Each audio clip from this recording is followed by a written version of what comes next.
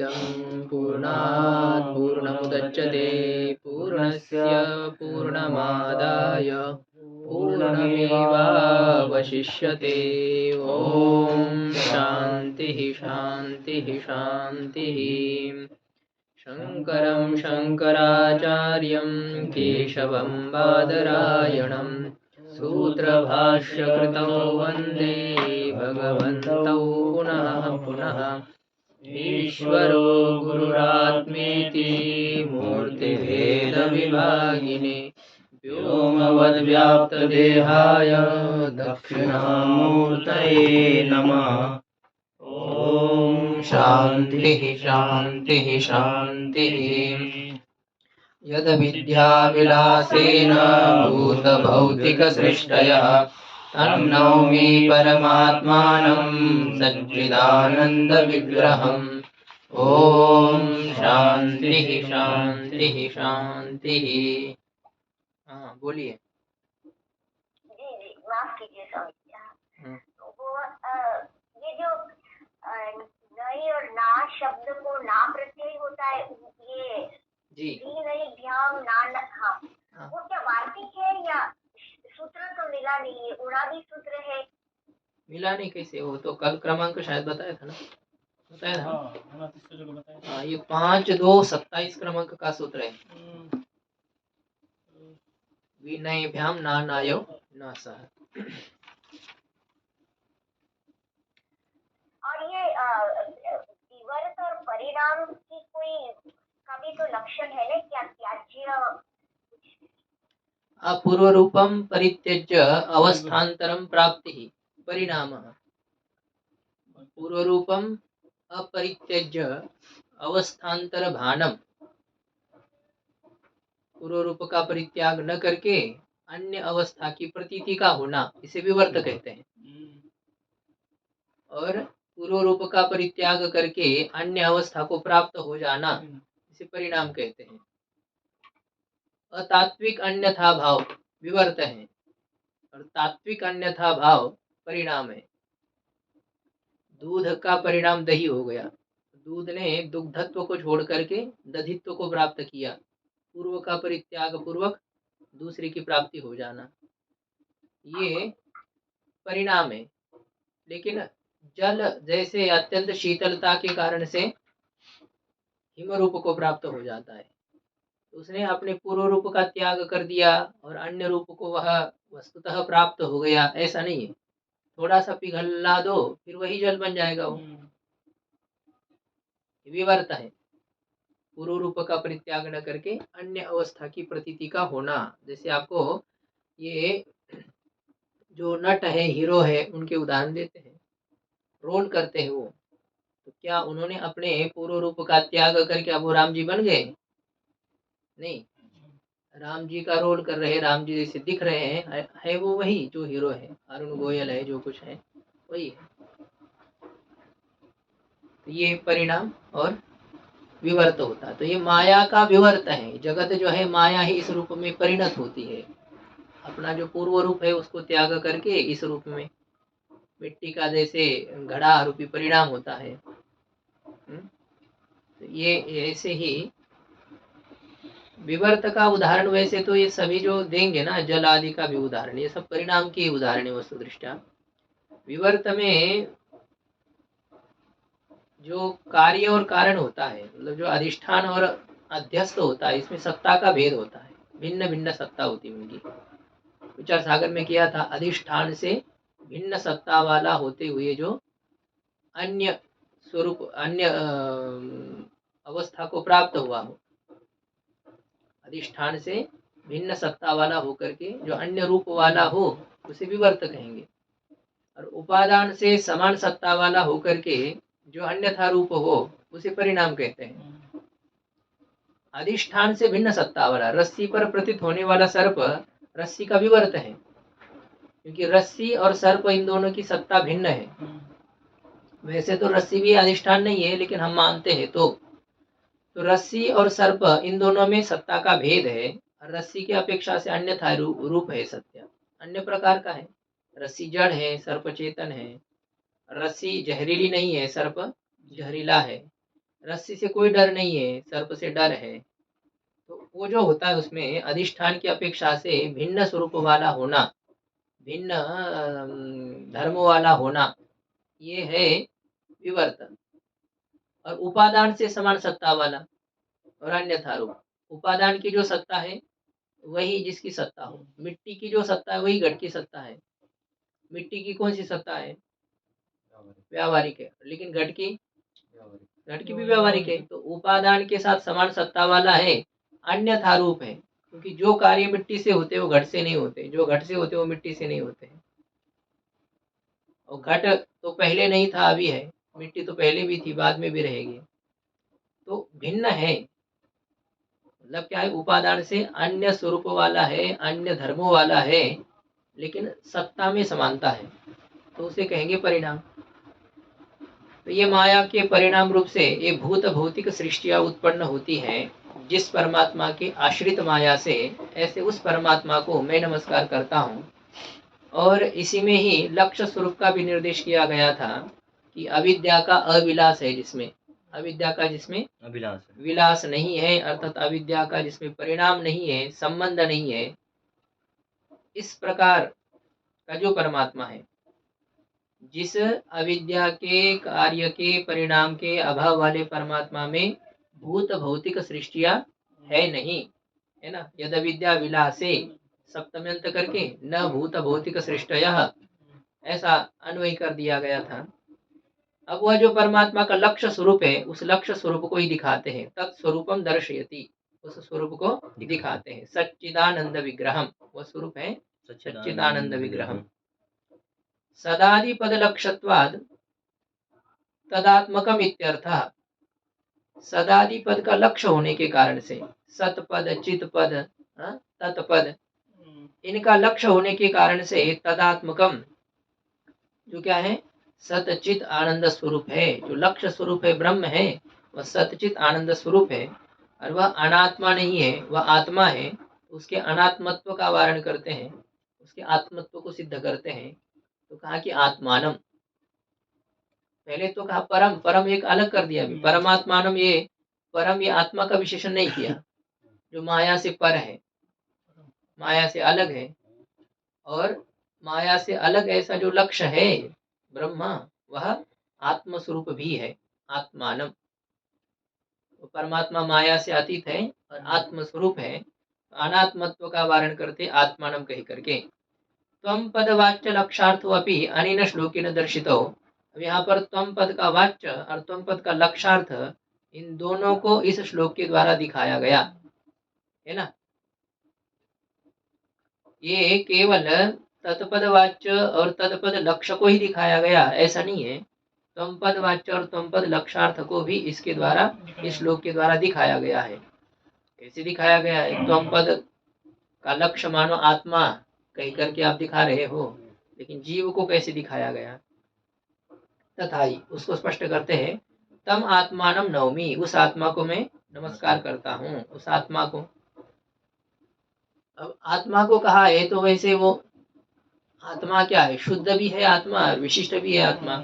विशिष्ट आत्मा त्वम पद का वाच्य है, शुद्ध आत्मा त्वम पद का लक्ष्य है। तो ये आत्मा शब्द से त्वम पद के वाच्यार्थ और लक्षार्थ को भी सूचित किया, दिखाया गया, ऐसा टीकाकार कह रहे हैं। आत्मा का भी सूचन हो गया। एक तो परमात्मा तो है ही है, और एक आत्मा भी है कि जिस आत्मा से परमात्मा भिन्न है, ऐसे आत्मस्वरूप परमात्मा को, आत्मा से अभिन्न परमात्मा को मैं नमस्कार करता हूँ। तो ये कहते समय आत्मा को भी यहाँ पर दिखाया गया, त्वम पद वाच्य लक्षार्थ को भी यहाँ पर दिखाया गया, इस प्रकार से कह रहे हैं। अब इसमें आत्मा का क्या स्वरूप है, इस आत्मा के बारे में सबके अलग अलग मत हैं। तो सबसे पहले देहात्म्यवादी नाम मतम निराचष्टे। पहले जो देह को ही आत्मा मानने वाले, इंद्रिय को ही आत्मा मानने वाले हैं, मन बुद्धि आदि को ही आत्मा मानने वाले हैं, उन देहादि आत्मवादी नाम, देहादि में ही आत्मत्व का कथन करने वाले जो है, तो उनके मत का निराचष्टे, उनके मत का निराकरण करते हैं।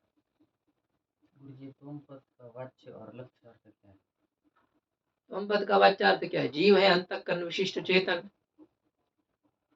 क्या है उसमें वो जीव का जो लक्षण किया ना, चैतन्यम यदधिष्ठानम लिंग देहश्च वा पुनः चिच्छाया लिंग देहस्था तत्संगो जीव उच्यते। अंतःकरण, अंतःकरण अधिष्ठान चैतन्य, और अधिष्ठान चैतन्य में अंतःकरण में अधिष्ठान चैतन्य का प्रतिबिंब, ये त्वम पद का वाच्य है, आत्म पद का वाच्य है। आत्म पद का लक्ष्य है शुद्ध, तो इन दोनों को भी यहाँ पर सूचित किया गया, ऐसा कह रहे हैं। आत्मा शब्द से, जैसे ब्रह्म शब्द से दोनों का ज्ञान हो जाएगा, लक्षार्थ भी और वाच्यार्थ भी, है कि नहीं? जब है गंगा शब्द का उच्चारण करने पर प्रवाह का भी ज्ञान होगा और तट का भी ज्ञान होगा, दोनों उसके अर्थ हैं। दोनों को भी यहाँ पर दिखाया गया, आत्मा शब्द से दोनों का। हाँ, दोनों का भी वहां पर निरूपण किया गया, ऐसा कहते हैं। अब देहादि जो आत्मवादी है उनके मत का निराकरण करते हैं। परम, परमिति परमात्मा में सका है ना, तो उसे देहादि आत्मवादियों के मत का निराकरण हो गया। तत्र न तावत लौकायतिकेषु स्थूलोहम कृशोहम इत्यादि अनुभवात् पृथिव्यादि भूत चतुष्टय योगज चैतन्यवान स्थूल देह एव आत्मा इति केषांचित अभिमतः आत्मा।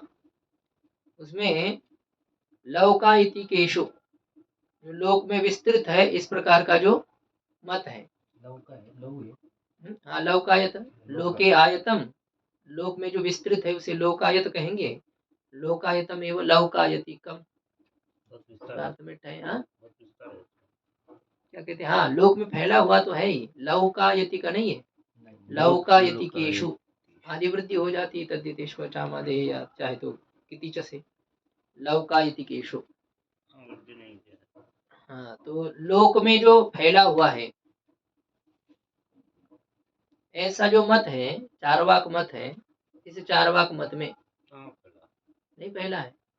कहाँ है? आप कहाँ जानते हो? आप कौन सा ब्रह्म मानते हो? मैं ही ब्रह्म हूँ ऐसा? देह को ही तो आत्मा समझ रहे हो। हाँ? सब इसमें ही तो है, सब अंदर से मान्यता सब यही है सभी की, चाहे जितने वेदांती हो, जीते देह में ही आत्मत्व मान करके देह के प्रति बहुत आसक्ति है।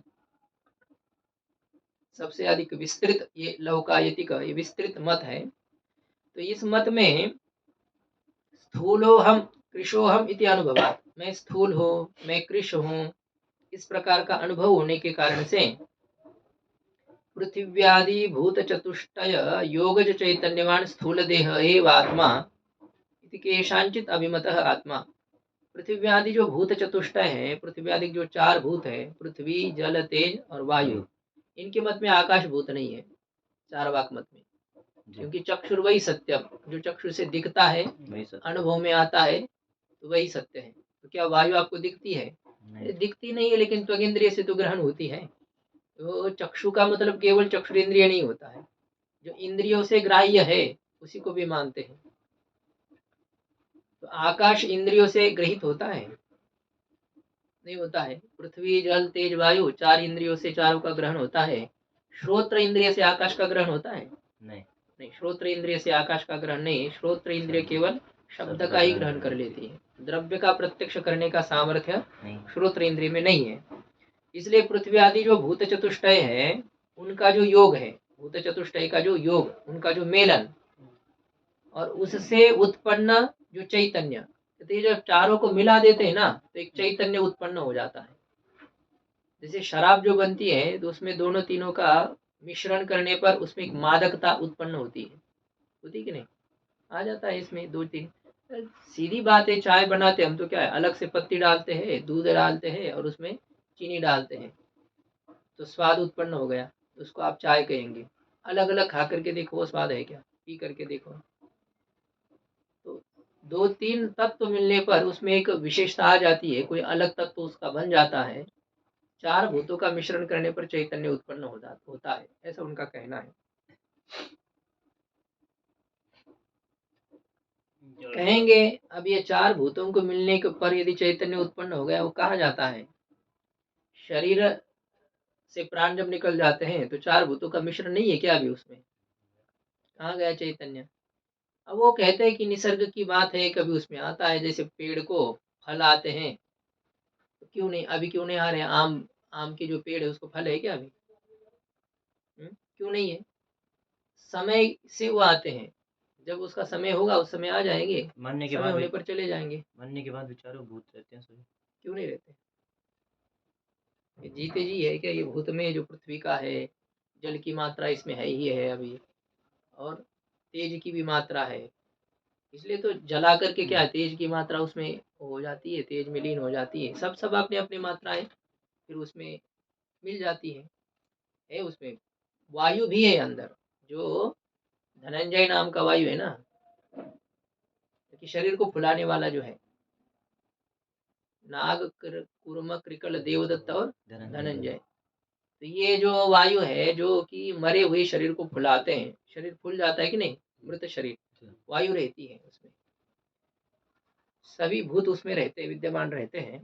जी, वो कहते हैं कि जब प्राण का उत्क्रमण होने वाला होता है उस अवस्था में जीव जो उसका भावी शरीर है उसका अभिमान करके इस शरीर का त्याग करके उसमें चला जाता है। तो जब धनंजय पीछे रहता है तो ये कैसे जाता है वो?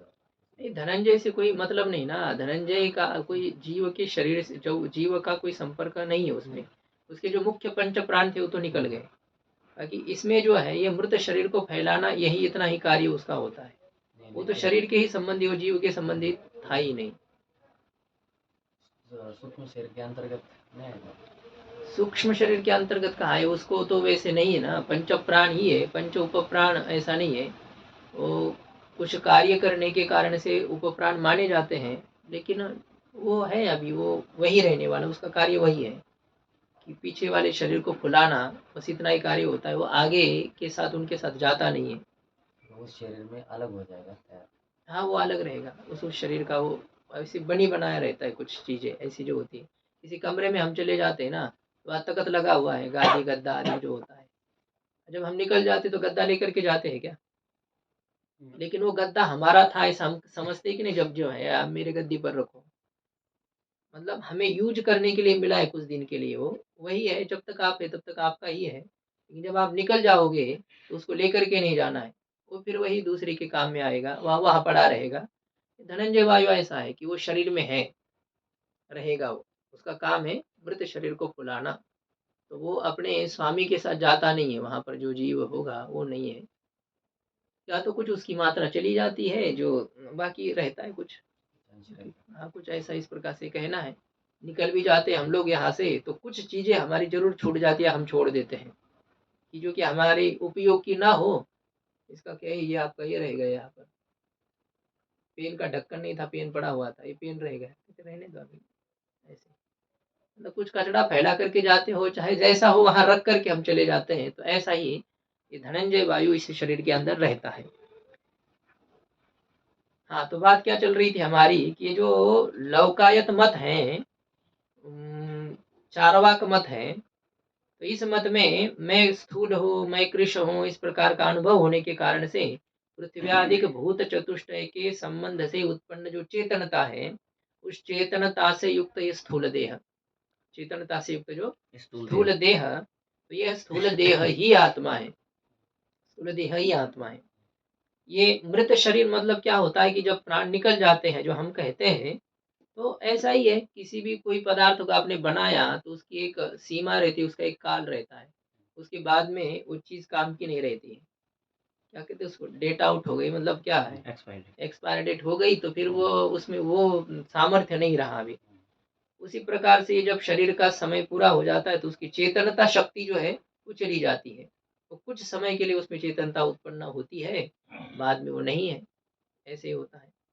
इसलिए मृत शरीर से चेतनता कहाँ चली जाती है नहीं जानी चाहिए, इस प्रकार की शंकाएं नहीं करनी चाहिए। तो ये स्थूल देह ही आत्मा है इति केशांचित अभिमतः, इस प्रकार से कुछ लोगों के मत में स्वीकृत आत्मा स्थूल देह ही आत्मा है। देह खंडा नाम आत्मा ईश्वर पाषाण प्रतिमा यया परोति प्रमा ढड़ोची नेने, कहते हैं ज्ञानेश्वर महाराज ये है ना, देह खंड, देह का जो टुकड़ा है ना जो देख रहे हैं आप, यही आत्मा है, कहते इसी का ही नाम आत्मा है, दिख रहा है, और ईश्वर ये पत्थर की प्रतिमा है, पत्थर से बनाया हुआ है। मूर्ख लोग हो आप, कुछ कुछ मान रहे हो, ईश्वर कह रहे हो। तो ये उनकी जो प्रमा है ना, इससे वो हिलते नहीं है कभी, इस पर सुदृढ़ रहते हैं। चाहे जितना समझाने का प्रयास करेंगे, वो आपको समझा देंगे, आपसे वो नहीं समझ पाएंगे। तो इस प्रकार से ये स्थूल देह ही आत्मा है। देह तोची देव, ऐसा है। संत तुकाराम महाराज जी तो उसके आगे कहते हैं, देह आत्मा नहीं, देह ही देव है। तो ठीक है, आत्मा यानी देव ही होता है। तो देह तोची देव, भोजनते भक्ति, मरणते मुक्ति पाखंड्याची। तो ये देह ही आत्मा है, देह ही भगवान है। पूजा करनी तो किसकी करनी चाहिए?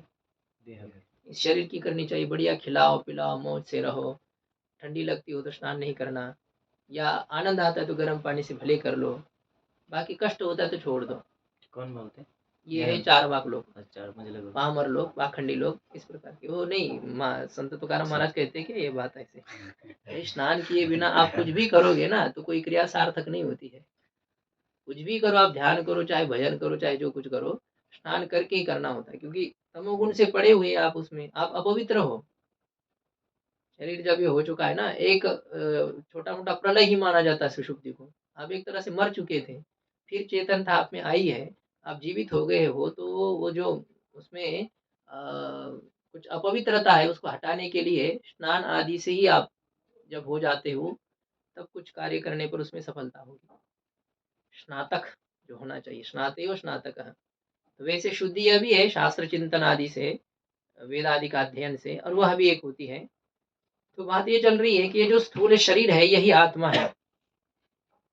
स्वामी जी, जी ये यहाँ पे ये चैतन्यवान भी तो लिखा है ना, हाँ, तो हाँ, तो मैंने चैतन्य तो स्वीकार कर लिया वैसे तो। चैतन्य मतलब वो आत्मा नहीं हो, ज्ञान है। एक उसमें एक अलग शक्ति उत्पन्न हो गई। चेतनता मतलब क्या, जड़ता नहीं रही है अभी उसमें। जैसे हम मिट्टी की कोई मूर्ति बनाते हैं, ठीक है, उसमें भी चार भूतों का मिश्रण तो हो गया, लेकिन उसमें चेतनता उत्पन्न नहीं हुई। तो क्यों नहीं हुई? वहां नहीं हुई, यहाँ हुई है। निसर्ग है, उसमें है, किसी में होती किसी में नहीं होती है। ये जब ऐसा बना हुआ है माता पिता के वो शुक्र शोणित से, तो इसमें चेतनता उत्पन्न हो जाएगी, उसमें नहीं होगी। तो चेतनता एक गुण है, ये चेतनता का अर्थ आत्मा नहीं है। आ जाता है फिर हिलने चलना, बोलना, खाना पीना, ये इसके प्रति कारणीभूत जो एक होती है जड़ता से अतिरिक्त धर्म विशेष, तो वह यहाँ उत्पन्न होता है, ऐसा उनका कहना है। मादक शक्ति के समान, जैसे कि शराब में होती है, ऐसा वे कहते हैं। देहस्य स्वप्न सुषुप्तयोः अभोक्तृत्वात्, अब इसका खंडन करते हैं। हाँ हाँ ठीक है, तत्र न तावत् लौकायितिकेषु स्थूलोहम कृशोहम इत्यादि अनुभवात्। हाँ, ये लौकायित लोक में प्रसिद्ध मत में जो मैं स्थूल हूँ, मैं कृश हूँ, इस प्रकार का अनुभव होने के कारण से स्थूल शरीर ही आत्मा है। इति केषांचित् अभिमतः न आत्मा, इस प्रकार से किसी के द्वारा स्वीकृत जो है वह आत्मा नहीं है। वह आत्मा क्यों नहीं है? देहस्य स्वप्न सुषुप्तयो अभोक्तृत्वात्, देह स्वप्न और सुषुप्ति अवस्था में भोक्ता न होने के कारण से, देह में भोक्तृत्व न होने के कारण से। स्वप्न सुषुप्त अवस्था में ये शरीर है क्या? स्थूल शरीर। तो यदि आप इसको ही आत्मा कहोगे, इसको ही भोक्ता कहोगे, ये शरीर तो स्वप्न और सुषुप्ति में नहीं है। और आप तो हो, क्योंकि मैं सुख से सोया था, मैंने आज अमुक स्वप्न देखा, इसका मतलब मैं स्थूल शरीर से अलग हूँ। तो ये युक्ति सिद्धांत यहाँ दे रहा है कि स्वप्न और सुषुप्ति में देह में भोक्तृत्व न होने के कारण से स्थूल शरीर आत्मा नहीं है।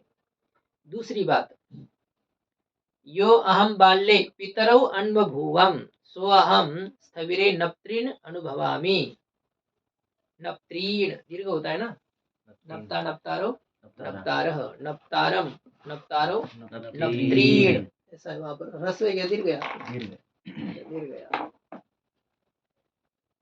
तो जो मैं बाल्यावस्था में पितरौ अन्वभुवम, बाल्यावस्था में मैंने माता पिता का अनुभव किया, माता पिता मुझे उठा करके ले चलते थे। अब वही मैं स्थविरे, स्थविर यानी वृद्धावस्था में बुढ़ापा में नप्त्रीन अनुभवामी, मैं अपनी नाती का अनुभव कर रहा हूँ। वही मेरे गोद में नाती खेल रहे हैं, जो मैं अपने माता पिता की गोद में खेलता था, अब वे ही मेरे गोद में नाती पोती खेल रहे हैं, मैं उनका अनुभव कर रहा हूँ। ये प्रत्यभिज्ञा होती है कि नहीं होती है। स्थूल शरीर वही है क्या? नहीं, स्थूल शरीर वही नहीं, परिवर्तन हो गया, कैसा था अब कैसा हो गया, उसमें वो नहीं है। प्रतिक्षण इसमें बदलाव है, बदल गया वो स्थूल शरीर जो पहले वाला था। ऐसे हाँ? चमड़ी और हड्डी की दोस्ती टूट गई। नहीं अभी टूटी नहीं है, लेकिन बढ़ गया वहां पर जो था उसमें। अच्छा, जो है आप ये कह रहे हैं, मतलब बुढ़ापा जब आ जाता है तो लटक जाती चमड़ी, इसका मतलब वो हड्डी से अलग हो जाती है, ऐसा कहना है। ठीक है, उस समय मैं इनका अनुभव करता हूँ, नातियों का अनुभव करता हूँ। इति प्रत्यभिज्ञा, ऐसी प्रत्यभिज्ञा होती कि नहीं? तो इस प्रत्यभिज्ञा की असिद्धि होने के कारण से, इसमें देखो कई बार हम सोए, कई बार स्वप्न देखा है, उस समय तो स्थूल शरीर नहीं था, इसका मतलब प्रतिदिन का स्थूल शरीर अलग अलग है हमारा। सुषुप्ति में तो नष्ट हो गया नहीं, ये कहा था न, किसी का शरीर था, हमारी बात नहीं है, फिर दूसरा पैदा हो गया। ये होता है ऐसा, जिसको दृष्टि सृष्टिवाद कहते हैं। जब तक ज्ञान है तब तक पदार्थ है, ज्ञान नहीं रहा तो पदार्थ ही नहीं रहा। स्थूल शरीर का आपको ज्ञान है सुषुप्ति स्वप्न में, है क्या? नहीं है, इसका मतलब वो है नहीं। ये कई बार बना है, कई बार बिगड़ा है, अलग अलग बन चुका है, तो इसमें वही मैं हूँ, इस प्रकार की प्रत्यभिज्ञा होनी चाहिए। तत्ते दंतावगाही ज्ञानम प्रत्यभिज्ञा, तत्ता और दंता को विषय करने वाला जो ज्ञान है, ऐसी प्रत्यभिज्ञा की असिद्धि होने के कारण से स्थूल शरीर आत्मा है, ये कहना उचित नहीं है। दूसरा हेतु हो गया। तीसरा हेतु है कृत हानि अकृताभ्यागमापत्तिश्च। कृत हानि और अकृताभ्यागम, देखिए हमने ये शरीर जब से पाया है, मान लो उससे पहले तो ये शरीर था नहीं, तो ये कहाँ से मिल रहा है हमको खाने पीने के लिए? जो अन्न है, वस्त्र है, और रहने के लिए स्थान है, जो कुछ चीजों का हम अनुभव कर रहे हैं, कहाँ से मिल रहा है हमको? किससे मिल रहा है? पहले हमने कुछ कमाया ही नहीं है, हमारा पहले कोई खाता ही नहीं है, तो ये कहाँ से आ रहा है? अकृत की प्राप्ति हो रही है, जो हमने कुछ किया नहीं हमें मिल रहा है। अच्छा, जब ये शरीर छूट जाएगा तो हमने जो यहाँ पर किया हुआ था उसका नाश होने का प्रसंग आ जाएगा, जो कुछ किया उसका नाश हो जाएगा। और वैसे यहाँ तक है कि मकान दुकान और जो जो कुछ आपने कमाया इसका तो नाश ही है एक तरह से, वो तो आपके साथ नहीं चलता है ना। कर्मानुगो गच्छति जीव, ये कहा है। शुरुआत क्या है श्लोक की?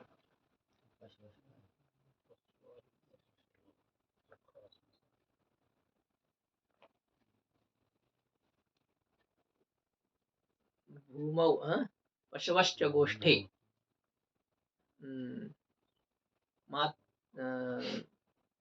भार्या गृहद्वारे जनश्मशाने देहस्थितायां परलोकमार्गे कर्मानुगो गच्छति जीव एकः। धनानि भूमौ पशवश्च गोष्ठे भार्या गृहद्वारे जनः श्मशाने व जनाः श्मशाने देहश्चितायां परलोकमार्गे कर्मानुगो गच्छति जीव एकः। जिसमें देह चितायाम, देह तो जल जाता है यहाँ पर, और धनानि भूमौ, जो हमारी संपत्ति है यहीं पर पड़ी रहती है। कितनी भगवान की विचित्र माया है। पता है हम सन्यासी हैं, हमको कुछ आगे है नहीं, आगे पीछे, तो क्यों एक एक कौड़ी के लिए और थोड़ी बहुत जगह के लिए इतना झगड़ा, इतना ये?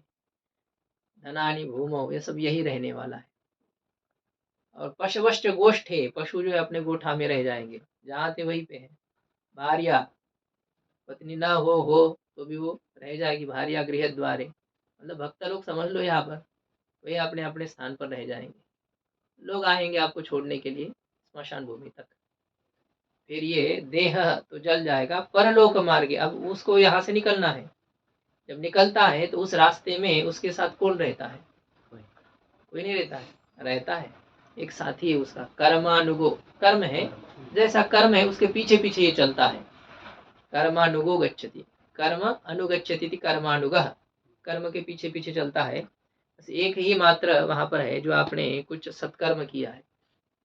ये तो चारवाक लोग मानते नहीं है, स्थूल शरीर चला गया तो हो गया, तो कृत हानि और अकृताभ्यागम इस दोष का प्रसंग आने के कारण से भी स्थूल शरीर को आत्मा कहना उचित नहीं है। देखिए अलग अलग प्रकार के मनुष्य है, क्यों उनको ऐसा शरीर मिला, क्यों किसी को ब्राह्मण का मिला तो किसी को शूद्र का मिला, क्यों किसी को स्वस्थ मिला तो किसी को अस्वस्थ मिला, क्यों किसी को गोरा मिला तो किसी को काला मिला है? कोई किसी को क्यों किसी को मनुष्य का मिला तो किसी को स्त्री का मिला, क्या कारण है? क्या उत्तर देंगे चारवाक लोग? कोई उनके पास उत्तर है ही नहीं। निसर्ग है। हाँ, ये कोई उत्तर है? निसर्ग ही है। तो कृत हानि अकृताभ्युपागमापत्तिश्च, ऐसे 3 दोष होने के कारण से स्थूल शरीर आत्मा नहीं है। ठीक है, उनमें ही कुछ चारवाक लोग हैं, वो कहते हैं इंद्रिय आत्मा है। नापि पश्यामि अहम शृणोमि अहम इत्यादि अनुभवात इंद्रियाणि आत्मा, मैं देख रहा हूँ, मैं देखता हूँ। यहाँ मैं शब्द का प्रयोग किसके लिए किया जा रहा है?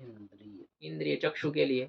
अहम शृणोमि, मैं श्रोत्र, श्रोत्र में अस्मत् शब्द का प्रयोग हो रहा है। तो ऐसा अनुभव होने के कारण से इंद्रिय ही आत्मा है। इति अपरेषाम अभिमतः, ये जो अन्यों को स्वीकृत है वह उचित नहीं है। नापि इंद्रियाणि एव आत्मा इति अपरेषाम अभिमतः, ये इंद्रिय ही आत्मा है, इस प्रकार से जो अन्य चारवाकों का अभिप्राय है, स्वीकृति है, वह भी उचित नहीं है। हाँ, ये चारवाक विशेष ही है। इंद्रिय को जो आत्मा मानने वाले हैं थोड़े से ठीक है, स्थूल शरीर की अपेक्षा से अलग से इंद्रिय को आत्मा मानते ही है।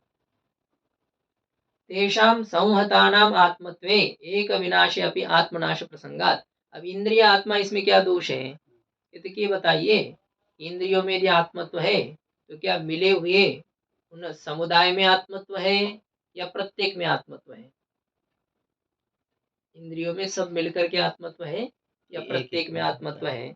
यदि कहोगे कि संहतानाम आत्मत्व, जो एकत्रित है, जो मिले हुए हैं, उन सब में मिलकर के आत्मत्व है, ऐसा मानने पर, ऐसा स्वीकार करने पर, ये जैसा वेदांत परिभाषा ग्रंथ है, तो क्या इसमें इसका जो जितने पृष्ठ है उसको मिला करके ग्रंथ है या प्रत्येक वेदांत परिभाषा ग्रंथ है? प्रत्येक पृष्ठ मिल करके इसको वेदांत परिभाषा ग्रंथ कहेंगे।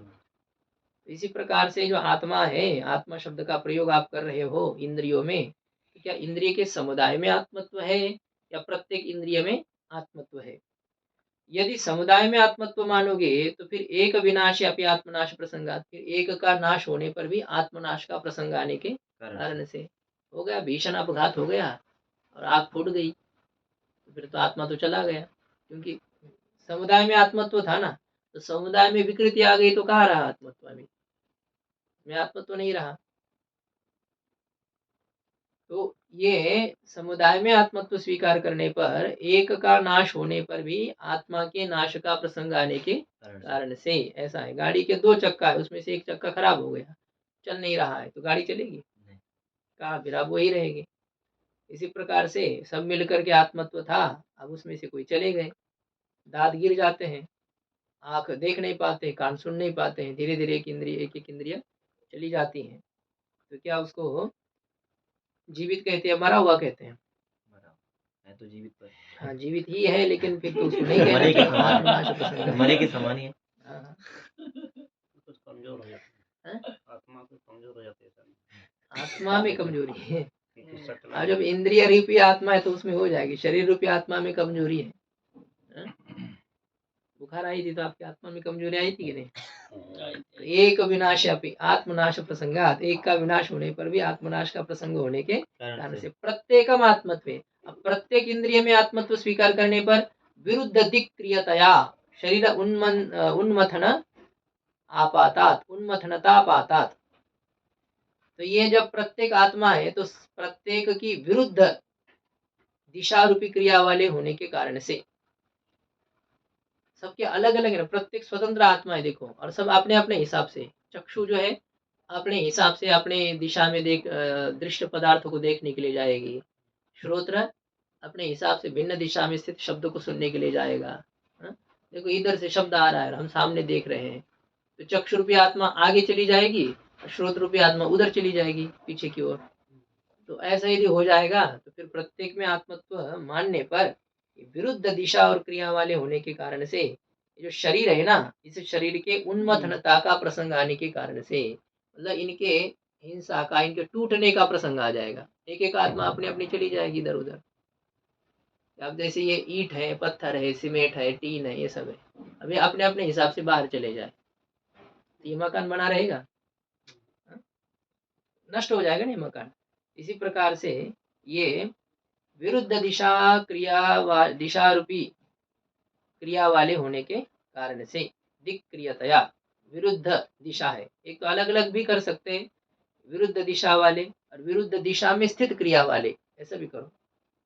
विरुद्धाचासो दिक्, विरुद्ध दिक् तासु क्रिया येषाम् इंद्रियात्मनां ते इंद्रियात्मानः विरुद्ध दिक् क्रियाः, विरुद्ध दिशा में स्थित क्रिया वाले होने के कारण से, शरीर के टूटने का प्रसंग आने के कारण से इंद्रिय को आत्मा नहीं कह सकते हैं। दूसरा हेतु दिया अक्रियत्वापाताच्च, अक्रियत्व का प्रसंग आने के कारण से क्रिया रहितता का प्रसंग आ जाएगा, क्रिया होगी ही नहीं। इंद्रिय को ही, प्रत्येक इंद्रिय को आत्मा स्वीकार करने पर क्रिया न होने का प्रसंग आ जाएगा, अक्रियत्व का प्रसंग। मतलब इतने सब है और सब अपना अलग अलग करना चाहते हैं, तो फिर कोई क्रिया नहीं होगी। जैसे ये जमीन है, ये सामने वाली इतनी जगह है, अब 10 लोग कह रहे हैं ये मेरी है, अब उसमें कौन बनाए? कौन कुछ बना सकता है? कोई नहीं बना सकता। क्यों? कोई भी खुद नहीं बना पाएंगे और दूसरे को भी बनाने नहीं देंगे, विवादित जगह है ना वो। इसी प्रकार से ये शरीर में सब इतने आत्मा बैठे हुए हैं, कोई भी आत्मा कहेगा नहीं ये इधर चलना है आज, तो दूसरे आत्मा कहेंगे क्यों उधर क्यों चलना है, इधर चलना है। तीसरी कहेगी नहीं पीछे की ओर चलना है, चौथी कहेगी नहीं आगे की ओर चलना है। ऐसा करेंगे तो फिर किसी की कोई क्रिया नहीं होने देंगे। इसी को कहते हैं अक्रियत्व का प्रसंग, क्रिया रहितता का प्रसंग आ जाएगा। ठीक है, फिर तीसरे लोग कहते हैं कि प्राणी आत्मा है, नापि अशित पीतादि भोक्ता प्राणः, अशित जो खाया हुआ है, अश भोजन धातु का निष्ठा प्रत्यांत रूप है, अशितम पीतम, अशित पीते, अशित पीते आदि ही येषां भोग्य पदार्थानां ते अशित पीतादयः तेषां भोक्ता। तो जो खाना पीना व खाद्य पेय आदि जो है, कर्म में यदि निष्ठा प्रत्यय करेंगे ना, तो अशित शब्द का अर्थ हो जाएगा खाद्य और पीत शब्द का अर्थ हो जाएगा पेय। तो जो खाद्य और पेय है इत्यादि जो भोग्य पदार्थ है, उनका भोक्ता कौन है? प्राण है। खाना पीना इत्यादि का ग्रहण कौन करता है? प्राण ही करता, प्राण का आहार है ये, उसी से ही सब इंद्रिय तृप्त होते हैं। तो ये जो इन सब का भोग करने वाला प्राण है, वो प्राण ही आत्मा है। इति अन्येषाम अभिमतः, इस प्रकार से अन्य लोगों को स्वीकृत जो आत्मा है वह भी उचित नहीं है, प्राण को आत्मा कहना भी उचित नहीं है। क्यों? सत्यपि प्राणे सुषुप्तो तस्य भोक्तृत्व दर्शनात्, सुषुप्ति में प्राण रहता है क्या? प्राण एव प्राणाग्नय एव जागृति, प्रश्नोपनिषद में आया है। ये सब सोचने पर इसमें कौन जगते हैं? प्राण रूपी अग्नियां ही इसमें जलती रहती, जगती रहती है, ऐसा है। नहीं तो मृत शरीर में और सुषुप्त शरीर में क्या अंतर है? क्या अंतर है जानते हैं? एक मरा हुआ है और एक सोया हुआ है, इन दोनों में क्या अंतर है? ये भी कुछ नहीं, चिदाभास का अंतर है। आपने कहा देखा चिदाभास? ठीक है, इसमें तो जीवितता और ये आप मृतता कह रहे हो, इसके कारण से आपने कहा कि एक में चिदाभास है एक में चिदाभास नहीं है, कह दिया ठीक है, वो भी एक है ही भेदक का कारण। बाकी देखो इसको भी कुछ दिख नहीं रहा है, उसको भी कुछ नहीं दिख रहा है। जो अच्छे अच्छे पदार्थ उसके भी पास रखो, इसके भी पास रखो, क्या है? निजे लिया पासी सर्पदेशी उर्वशी।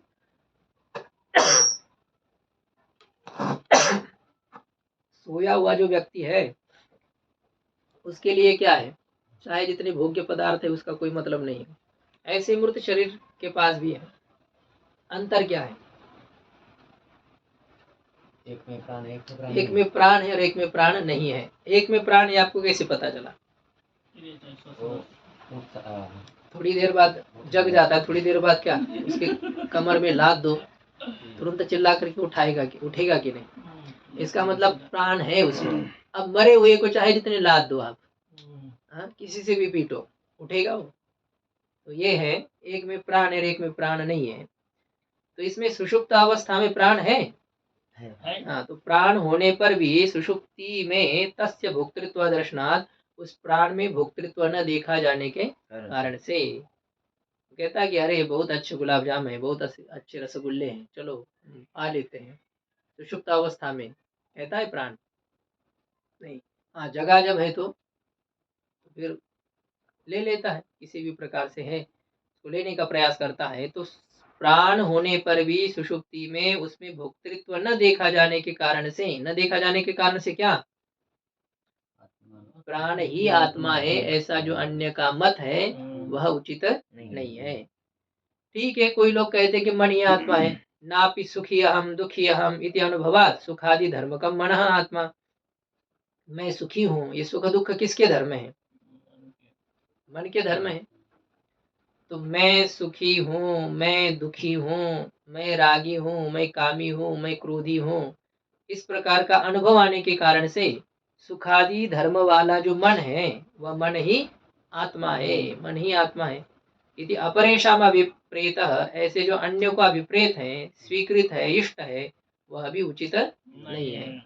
क्यों? क्योंकि सर्वेंद्रिय अनुग्राहकतया तस्य करणत्व अनुभवात्, क्योंकि सभी इंद्रियों का अनुग्राहक होने के कारण से, सभी इंद्रियों पर अनुग्रह कौन करता है? हाँ, ये बताया ना, ये मन क्या है? ये अध्यक्ष महोदय है। मनो दशेन्द्रियाध्यक्षम हृत् पद्म गोलके स्थितम तच्चान्तःकरणं बाह्येष्व स्वातंत्र्याद् विनीन्द्रियैः। पंचदशी में कहा गया कि ये मन अध्यक्ष है इंद्रियों का, इंद्रियों को अनुग्रहित करता है। इनसे संबद्ध इंद्रिय ही अपने अपने विषय का ग्रहण कर पाती है।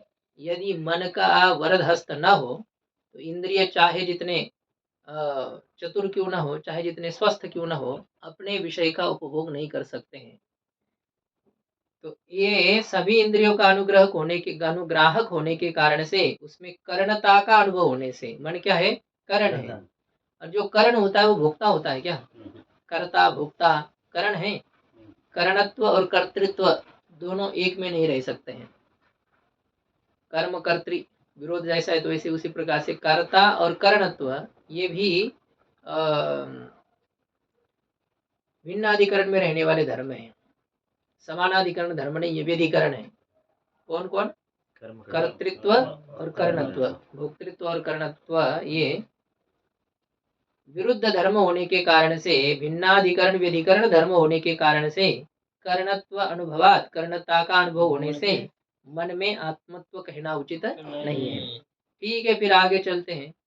बुद्धि आत्मा है तथा बौद्धेषु अपि कर्तृरूपम विज्ञानम आत्मा। तो बौद्ध मत में भी कर्ता स्वरूप जो बुद्धि है, बुद्धि आत्मा है। कर्ता रूपम यस्य विज्ञानस्य तद विज्ञानम कर्तृरूपम, कर्ता जो रूप विज्ञान है वही आत्मा है। ऐसा जो बौद्ध का मत है वह भी उचित नहीं है, क्योंकि क्षणिकम प्रदीप कलिकावत इति योगाचाराधिमतः अभिमतः अपि आत्मा न संभवति। जो बौद्ध मत में भी, बौद्ध मत में अनेक मत है ना, उसमें से पहले का खंडन किया जा रहा है। बौद्धों में भी प्रथम जो बौद्ध है, प्रथम बौद्ध कौन है? प्रथम क्या कहो, प्रथम जो द्वितीय जो कहना है, उनको चार है कुल मिला करके, किसी को प्रथम कह दो। अभी विज्ञानवादी के बारे में कह दिया, क्योंकि सबसे पहले शून्यवादी का तो पहले ही खंडन कर चुके हैं। तो बौद्धों में भी जो कर्ता रूप विज्ञान ही आत्मा है, ऐसा जो योगाचार मत है। तो तत्च क्षणिकम प्रदीप कलिकावत इति, वह जो विज्ञान है वह विज्ञान कैसा है? वही आत्मा है, और वही विज्ञान क्षणिक है। विज्ञान क्षणिक है। और कैसे क्षणिक है? प्रदीप कलिकावत, प्रदीप की जो ज्योति है, दीपक की जो ज्योति होती है, वो क्षणिक है या स्थायी है? क्षणिक है। प्रति क्षण में वह नष्ट होती जा रही है, बदलती, दूसरी दूसरी आ रही है। गंगा जी का जल है जैसे प्रवाह है, वही जल है क्या? नहीं है। तो जैसे प्रदीप का प्रदीप की जो प्रभा है, प्रभा ने प्रदीप की जो ज्योति है, वह जिस प्रकार से क्षणिक है, इसी प्रकार से क्षणिक विज्ञान ही आत्मा है। इति योगाचारादि अभिमतः, इस प्रकार से योगाचारादि को स्वीकृत, आदि से वही है उनके अनुयायी जितने चेला लोग हैं, योगाचार आदि से स्वीकृत भी आत्मा संभव नहीं है, वह भी आत्मा कहना उचित नहीं है। क्यों उचित नहीं है? क्योंकि उक्त प्रत्यभिज्ञा विरोधात, हमने कहा ये प्रत्यभिज्ञा का विरोध होने के कारण से, जिस घट को मैंने देखा था उसी घट को मैं अभी स्पर्श कर रहा हूँ, छू रहा हूँ। तो जिसको देखा था तो देखने वाली बुद्धि, स्पर्श करने वाली बुद्धि, तो दोनों एक है या भिन्न है? लेकिन वही मैं इस प्रकार से जो प्रत्यभिज्ञा होती है, यो अहम बाल्ये पितरौ अन्वभुवम सोहम स्थविरे नप्त्रीन अनुभवामि, यही तो नाप्ता को अनुभव कर रहा हूँ। ये जो प्रत्यभिज्ञा है, इस प्रत्यभिज्ञा का विरोध होने के कारण से ये बुद्धि भी आत्मा नहीं है। तदेतत् सर्वम अभिप्रेत्य उक्तम, अब इन सब को अभिप्राय करके, इन सब को उपलक्ष्य करके कह दिया कि इन सबसे पर है आत्मा। ये जितने है ना पंचकोश आत्मवादी, इसी में ही सब छिपे हुए हैं। कोई स्थूल देह को आत्मा मानता है, तो कोई मन को आत्मा मानता है, तो कोई प्राण को आत्मा मानता है, तो कोई बुद्धि को आत्मा मानता है, तो कोई और आनंदमय कोश है उसी को आत्मा मान लेता है। तो ऐसे ये इसमें जो फंसे हुए हैं कोश के ही अंतर्गत, उन सबसे अलग है आत्मा, ऐसा कह रहे हैं। देहादिभ्य अन्नमयादि कोशेभ्य परम व्यतिरिक्तम इत्यर्थः। जो अन्नमयादि कोश है, देहादि का अर्थ अन्नमयादि कोश, इन सभी कोशों से परम, परम का अर्थ व्यतिरिक्तम, इन सबसे भिन्न है आत्मा, इस प्रकार का अर्थ है।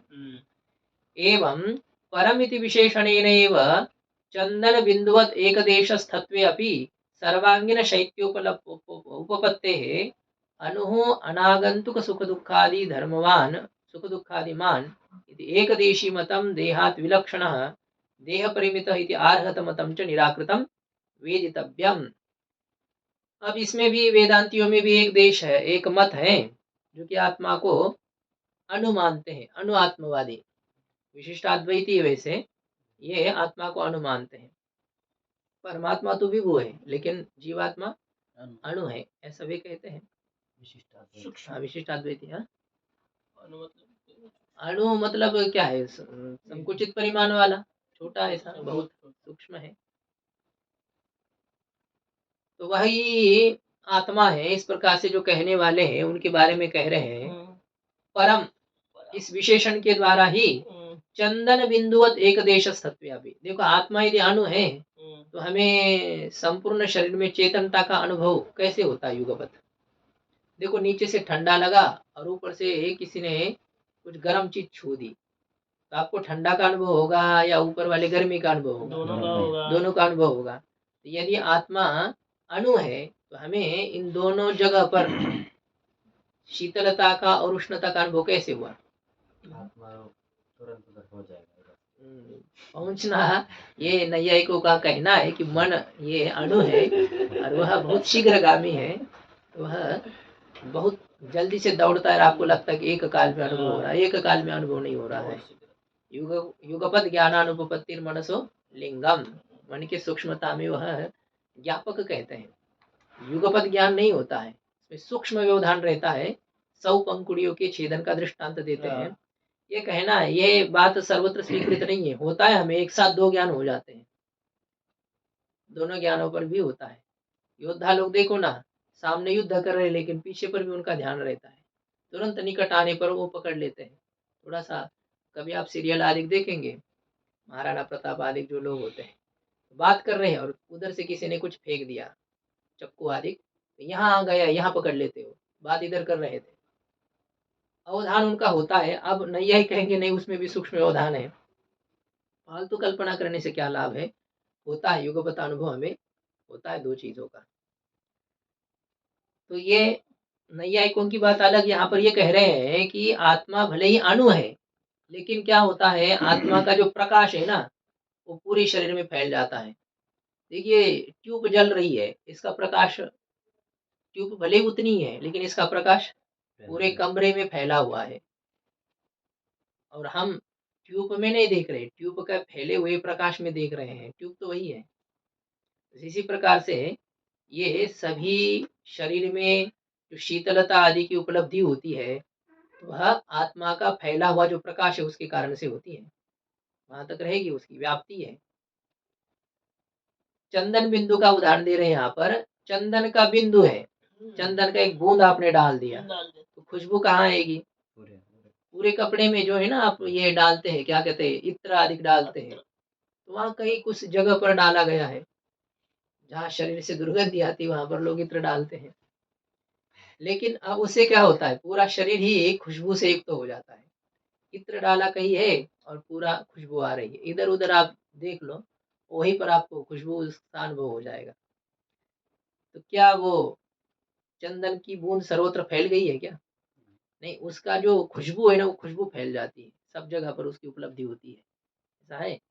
तो चंदन के बूंद के समान एक देश में स्थित होने पर भी सर्वांगीण शैत्योपलम्ब उपपत्ते है। सर्वांगे सर्वांगम व्याप्नोति इति सर्वांगिनम, सर्वाणि च तानि अंगानि सर्वांगानि तत्र व्याप्नोति, ऐसा यह है। तत्सर्वादेः पथ्यंग कर्म पत्र पात्रम व्याप्नोति, पाणिनि जी का एक सूत्र है 527 क्रमांक का। तो सर्व शब्द आदि में है जिसके, ऐसे जो पथी, अंग, कर्म, पत्र, पात्र, इनसे व्याप्नोति इस अर्थ में ख प्रत्यय होता है। सर्वांगम व्याप्नोति थी सर्वांगिणम, सभी अंगों में जो व्याप्त है, ऐसे उस शीतलता को कहेंगे सर्वांगिणम। सर्वांगिणम शैत्यम, सभी अंग में जो शैत्य है, उस शैत्य की जो उपलब्धि है, सभी अंग में जो शीतलता की उपलब्धि है, तो उसकी सिद्धि होने के कारण से, कैसी सिद्धि हो रही है? आत्मा यदि एक देश में स्थित है, शीतलता पूरे शरीर में अनुभव कैसे हो रही है? कैसे हो रही बताइए? ठंडा आपको कहाँ लग रहा है? अभी कान को लग रहा है, नाक को लग रहा है, पीठ को लग रहा है, पेट को लग रहा है, हाथ को, पैर को, कहाँ लग रहा है? सब शरीर में लग रहा है। आपकी आत्मा तो कई सी जगह, एक जगह है। यदि अणु है वो तो एक जगह है ना, तो जहाँ हो वहां ठंडा भले अनुभव हो, दूसरी जगह तो ठंडा का अनुभव नहीं होना चाहिए, लेकिन शीतलता का अनुभव सर्वत्र होता है। कैसे होता है? चंदन की बूंद जिस प्रकार से सर्वत्र अपनी जो खुशबू है उसको फैला देती है, वैसे ही आत्मा अणु भले ही हो, लेकिन इसकी जो चेतनता है संपूर्ण शरीर में फैल जाती है।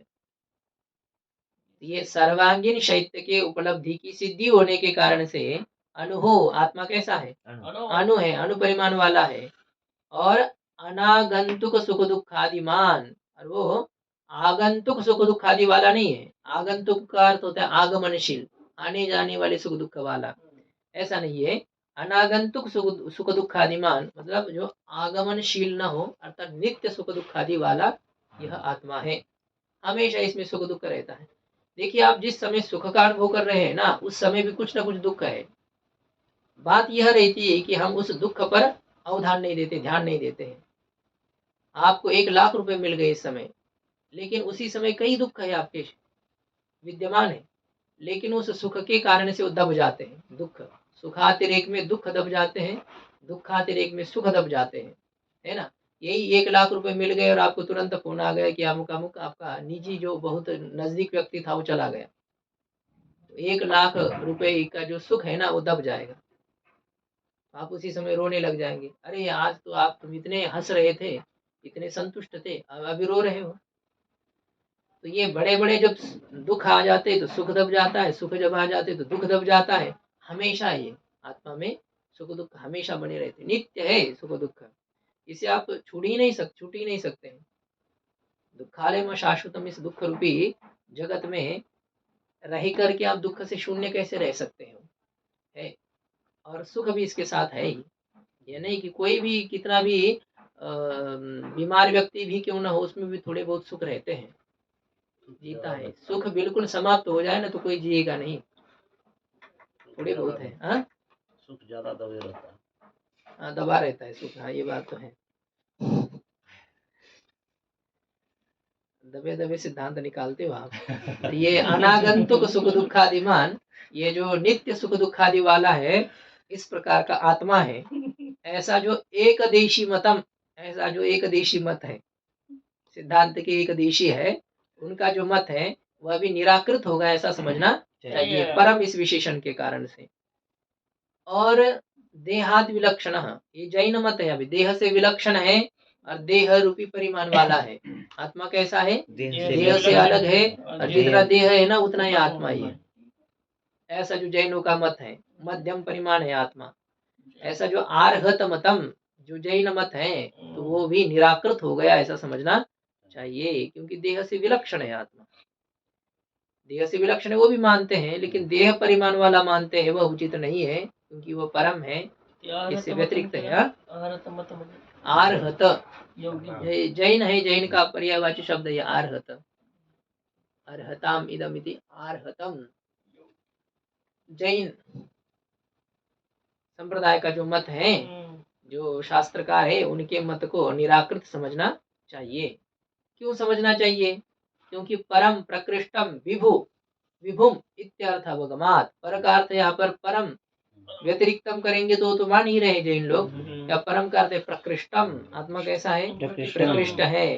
प्रकृष्ट है का मतलब क्या है? विभु है, प्रकृष्ट है और विभु है, सर्वत्र व्यापक है। तो इसलिए उसको अनु कहना और उसको देह परिमाण वाला कहना, ये अनु आत्मवादी और मध्यम परिमाणवादी जो है, ये दोनों भी खंडित हो गए ऐसा समझना चाहिए। आत्मा विभु परिमाण वाला है, ये सिद्ध हो गए, करना है परम शब्द से। आत्मनः अनुत्वे चंदन बिंदु शैत्यवत स्वाश्रयांश प्रसर्पण द्वारा निरंशायाः आत्मोपलब्धे सर्वांग संगित्व संभवेन गंगा हृदय निमग्नस्य युगपत सर्वांगीण शैत्योपलब्ध अभाव प्रसंगात। बस इस पंक्ति को देखते हैं। आत्मा में यदि अणुत्व स्वीकार करेंगे ना, तो आत्मा में अणुत्व मानने पर चंदन बिंदु की जो शीतलता है, चंदन बिंदु की जो शीतलता है, तो उस शीतलता में क्या होता है? चंदन का जो बिंदु है उसमें ही शीतलता। तो चंदन बिंदु की शीतलता का आश्रय कौन है? चंदन बिंदु है। तो वो जो चंदन बिंदु आश्रय है, तो उस आश्रय के कुछ अंश सब सर्वत्र फैल जाते हैं। चंदन की बूंद के जो कुछ अंश है वो पूरे जगह पर फैल जाते हैं, क्योंकि हम न्याय के सिद्धांत पढ़े हैं। गुणी के बिना गुण कहीं बाहर जा नहीं सकता है, गुणी को छोड़ करके। दूर से आपको खुशबू आ रही है, तो वहां से खुशबू यहाँ आ रही है क्या? सुगंध यहाँ आ रहा है? खाली नहीं, सुगंध के आश्रय जो त्रिणुक है पृथ्वी के, वो भी यहाँ पर आ रहे हैं। गुणी को छोड़ करके गुण नहीं रह सकता है। तो चंदन के बिंदु की शीतलता सर्वत्र फैलती है। शीतलता एक गुण है, और वो जो शीतलता है वो अपने आश्रय जो बिंदु है ना, उस बिंदु के अंश के फैलने के कारण से सर्वत्र उपलब्धि होती है। समझ में आ रही है बात? बिंदु के जो अंश है वो सर्वत्र फैल जाते हैं, इसलिए हमें शीतलता का संपूर्ण जगह अनुभव होता है। अब वैसे देखो, बहुत जल्दी ये छोड़ देती है। स्वाश्रय अंश के समर्पण के द्वारा जो अपना अंश है, जो अपने आश्रय का अंश है, ये दृष्टांत में तो आप समझ गए ना। चंदन के बिंदु की जो शीतलता है, तो वो अपने आश्रय बिंदु के अंश के फैलने के कारण से सर्वत्र उपलब्ध होती है। अब वैसे देखो, आत्मा की जो उपलब्धि है ना, आत्मा की जो चेतनता है, वह यदि सर्वत्र फैलती है, तो आत्मा की चेतनता का आश्रय कौन है?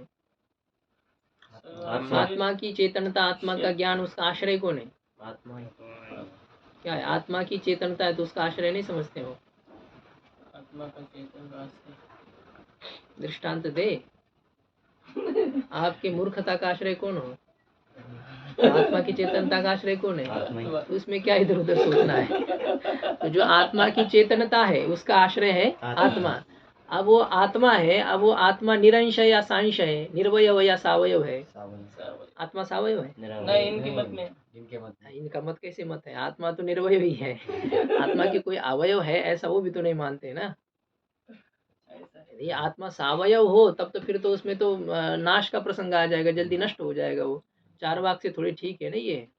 आत्मा का नाश होना ऐसा तो नहीं मानते ना। तो आत्मा निरवयव है, तो निरवयव आत्मा के अवयव कैसे सर्वत्र फैल सकते हैं?